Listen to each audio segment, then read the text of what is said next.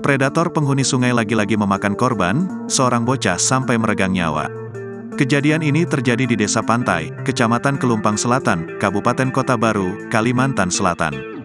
Korban bernama Muhammad Muhtar, tewas karena serangan buaya liar yang terjadi di area tambak, Rabu, tanggal 10 Januari tahun 2023, sekitar pukul 19.30 waktu Indonesia Tengah. Korban yang masih duduk di kelas 5 sekolah dasar itu meregang nyawa karena menderita gigitan di kepala belakang, mulut serta pipi kanan. Selain menyerang Muhammad Muhtar, predator ganas itu juga menerkam Samsudin, ayah dari sang bocah. Beruntung dia berhasil selamat, namun mengalami luka di pergelangan tangan dan jari akibat gigitan.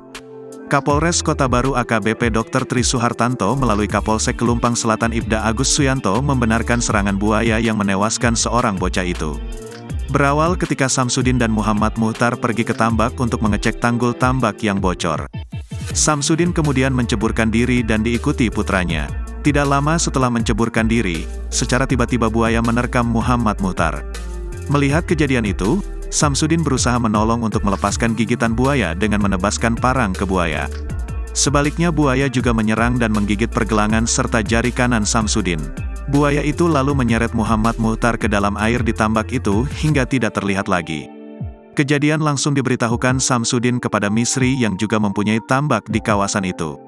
Mendengar hal itu, Misri memberitahu warga dan melapor ke Polsek Kelumpang Selatan. Aparatur kecamatan dan warga yang datang ke lokasi langsung melakukan pencarian Muhammad Muhtar. Warga melihat buaya yang memangsa korban.